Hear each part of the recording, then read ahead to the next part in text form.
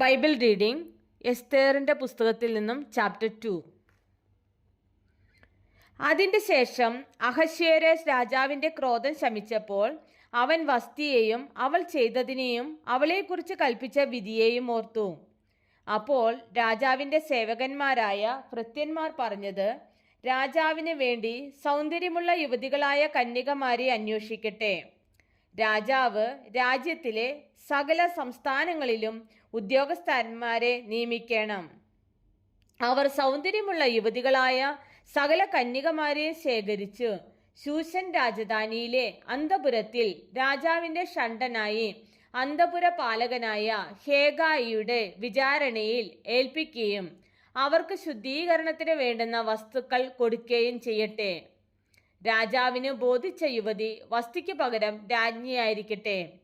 ഈ കാര്യം രാജാവിന് ബോധിച്ചു. അവൻ അങ്ങനെ തന്നെ ചെയ്തു.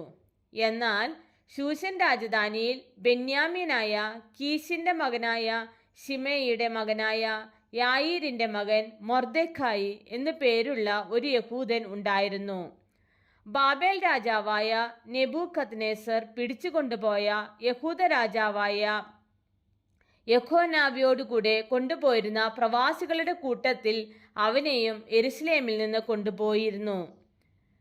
അവൻ തൻ്റെ ചിറ്റപ്പൻ്റെ മകളായ എസ്തേർ എന്ന ഹദസയ്ക്ക് അമ്മയപ്പന്മാർ ഇല്ലായക കൊണ്ട് അവളെ വളർത്തിയിരുന്നു. ഈ യുവതി രൂപവതിയും സുമുഖിയും ആയിരുന്നു.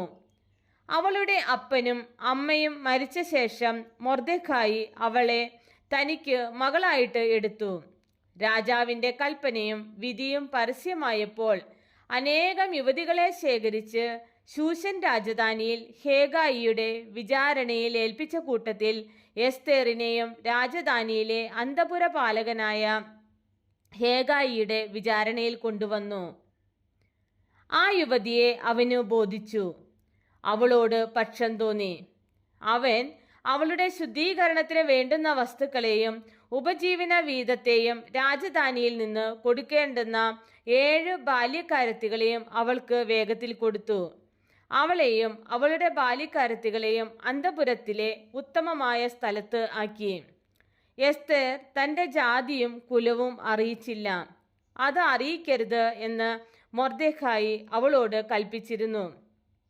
എന്നാൽ എസ്തേറിൻ്റെ സുഖവർത്തമാനവും അവൾക്ക് എന്തെല്ലാം ആകുമെന്നുള്ളതും അറിയേണ്ടതിന് മൊർദെഖായി ദിവസം പ്രതി അന്തപുരത്തിൻ്റെ മുറ്റത്തിന് മുമ്പാകെ നടന്നുകൊണ്ടിരുന്നു. ഓരോ യുവതിക്ക് 12 മാസം സ്ത്രീജനത്തിന് വേണ്ടിയുള്ള നിയമപ്രകാരം ചെയ്തു കഴിഞ്ഞ ശേഷം 6 മാസം മൂർത്തൈലവും 6 മാസം സുഗന്ധവർഗവും സ്ത്രീകൾക്ക് ശുദ്ധീകരണത്തിന് വേണ്ടിയുള്ള മറ്റു വസ്തുക്കളും കൊണ്ട് അവരുടെ ശുദ്ധീകരണകാലം തികയും. ഓരോരുത്തിക്ക് അഹശ്വേരോശ് രാജാവിൻ്റെ സന്നിധിയിൽ ചെല്ലുവാൻ മുറ വരുമ്പോൾ ഓരോ യുവതി രാജസന്നിധിയിൽ ചെല്ലും. അന്തപുരത്തിൽ നിന്ന് രാജധാനിയോളം തന്നോടുകൂടെ കൊണ്ടുപോകേണ്ടതിന് അവൾ ചോദിക്കുന്ന സകലവും അവൾക്ക് കൊടുക്കും.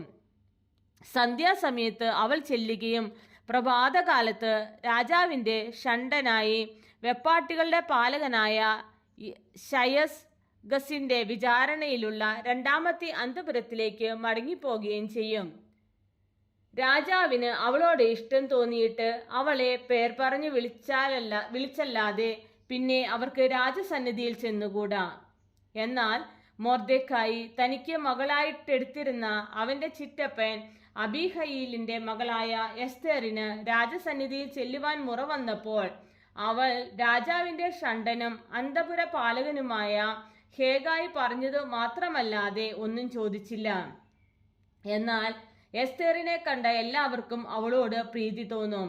അങ്ങനെ എസ്തേറിനെ അഹശ്വേരോശ് രാജാവിൻ്റെ വാഴ്ചയുടെ 7ാം ആണ്ട് തേബേത്ത് മാസമായ 10ാം മാസത്തിൽ രാജധാനിയിൽ അവൻ്റെ അടുക്കലേക്ക് കൂട്ടിക്കൊണ്ടു ചെന്നു. രാജാവ് എസ്തേറിനെ സകല സ്ത്രീകളെക്കാളും അധികം സ്നേഹിച്ചു. സകല കന്യകമാരിലും അധികം കൃപയും പക്ഷവും അവളോട് തോന്നിയിട്ട് അവൻ രാജകിരീടം അവളുടെ തലയിൽ വെച്ച് അവളെ വസ്തിക്ക് പകരം രാജ്ഞിയാക്കി. രാജാവ് തൻ്റെ സകല പ്രഭുക്കന്മാർക്കും ഭൃത്യന്മാർക്കും എസ്തേറിൻ്റെ വിരുന്നായിട്ട് ഒരു വലിയ വിരുന്ന് കഴിച്ചു. അവൻ സംസ്ഥാനങ്ങൾക്ക് ഒരു വിമോചനവും കൽപ്പിച്ചു. രാജപദവിക്കൊത്തവണ്ണം സമ്മാനങ്ങളും കൊടുത്തു. രണ്ടാം പ്രാവശ്യം കന്യകമാരെ ശേഖരിച്ചപ്പോൾ മൊർദെഖായി രാജാവിന്റെ വാതിൽക്കൽ ഇരുന്നിരുന്നു. മൊർദെഖായി കൽപ്പിച്ചതുപോലെ എസ്തേർ തന്റെ കുലവും ജാതിയും അറിയിക്കാതിരുന്നു. എസ്തേർ മൊർദെഖായിയുടെ അടുക്കൽ വളർന്നപ്പോഴത്തെ പോലെ പിന്നെയും അവന്റെ കൽപ്പന അനുസരിച്ചു പോന്നു. ആ കാലത്ത് മൊർദെഖായി രാജാവിന്റെ വാതിൽക്കൽ ഇരിക്കുമ്പോൾ വാതിൽ കാവൽക്കാരിൽ രാജാവിന്റെ 2 ഷണ്ഡന്മാരായ ബിഗ്ദാനും തേരശും ക്രുദ്ധിച്ച് അഹശ്വേരോസ് രാജാവിനെ കയ്യേറ്റം ചെയ്യുവാൻ തരമന്വേഷിച്ചു. മൊർദെഖായി കാര്യം അറിഞ്ഞ് എസ്തേർ രാജ്ഞിക്ക് അറിവ് കൊടുത്തു. എസ്തേർ അത് മൊർദെഖായിയുടെ നാമത്തിൽ രാജാവിനെ ഗ്രഹിപ്പിച്ചു. അന്വേഷണം ചെയ്താറെ കാര്യം സത്യമെന്ന് കണ്ട് അവരെ 2 പേരെയും കഴുവിന്മേൽ തൂക്കിക്കളഞ്ഞു. ഇത് രാജാവിന്റെ മുമ്പിൽ ദിനവൃത്താന്ത പുസ്തകത്തിൽ എഴുതിവെച്ചു.